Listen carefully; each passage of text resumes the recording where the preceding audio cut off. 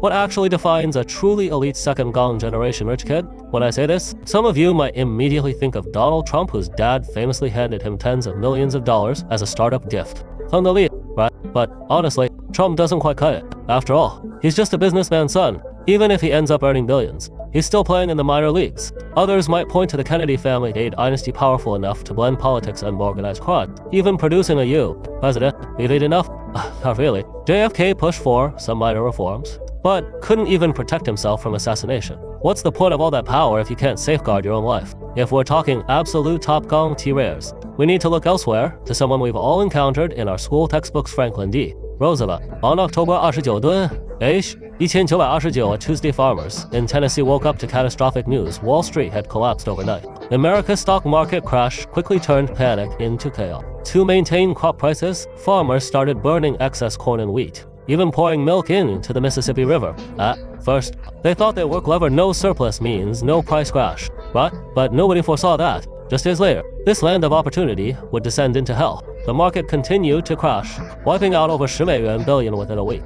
Suddenly, streets were filled with cheap cars for sale and homeless people who had lost their homes. Mothers even sold their children to repay debts. But this was only the beginning. By 1931, the disaster had spread everywhere. Steel production fell 80%. The automobile industry nearly vanished, whopping 95%. Rich investors completely lost faith in America and fled overseas with their assets. And once they left, jobs vanished. Unemployment soared to 25%. 1 in every 4 Americans was jobless. People starved. Estimates suggest at least 1 million died of hunger, using some estimates comparable to the Ukrainian famine. The figure could even reach 8 million. Absurdly, unlike the Soviet Union at the time, the EU actually had plenty of food. Yet, in order to keep prices up, capitalists would rather burn or dump produce than feed the starving poor. The nation eatered on the brink of collapse until Franklin Roosevelt, the governor of New York State, stepped forward, promising a bold new approach to the New Deal. He confidently reassured Americans, as if the chaos was all part of his plan. He became a national figure overnight. But was New York truly thriving under his governance? Hardly.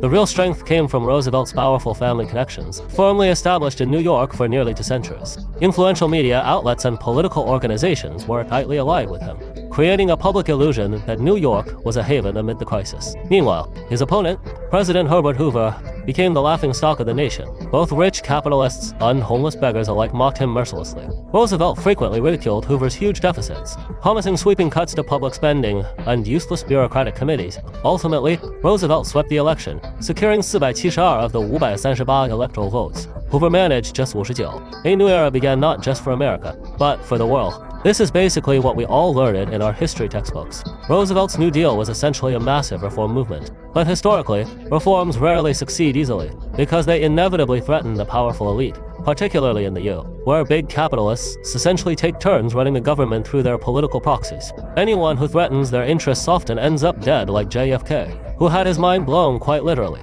even if reformers dodge assassination, by Park Chung-gang. Their reforms typically vanish once they leave power, like Obama's famous Healthcare Act, gutted after his term. So have you ever wondered how did Roosevelt manage to push through his reforms successfully? Let's look at Roosevelt's family. Franklin Roosevelt, born in 1882, came from one of the most prominent families in New York.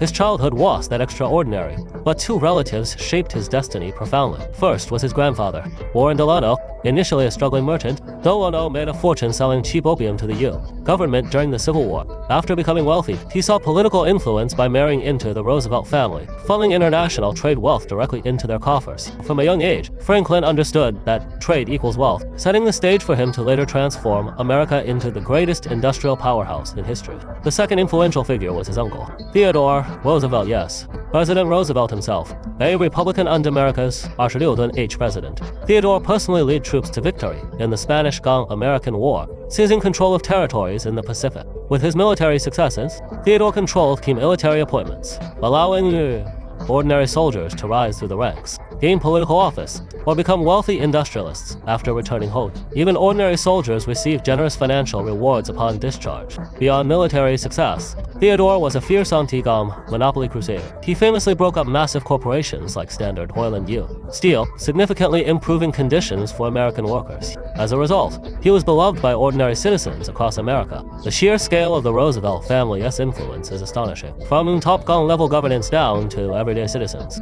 everyone owed something to the Roosevelt Roosevelt's. Theodore Roosevelt's face is even carved into Mount Rushmore. At one point, when Theodore disagreed with the Republicans, he formed a new political party, the Progressive Party. Normally, such an action would trigger fierce backlash. But incredibly, half of the Republicans immediately jumped ship to join him. Theodore's personal charisma nearly reshaped America's political system from a two-gang party to a three-gang party state. That's the kind of power and legacy Franklin Roosevelt inherited. This answers our initial question perfectly. What makes someone the ultimate rich kid? This exactly that. When your family commands respect from every faction and every party within one of the world's two superpowers. That's real wealth. Franklin Roosevelt was truly the heir apparent of a dynasty capable of reshaping history at will. Imagine swapping places with Franklin Roosevelt. You, too, would inevitably enter politics as practically destiny. But what would happen next? That's a story for another time. I'm Mr. History. This is my personal account on Dewey Inn. If you enjoyed this story, don't forget to follow me. That way, you'll catch the next episode the moment it drops. Thanks for tuning in, everyone. See you next time.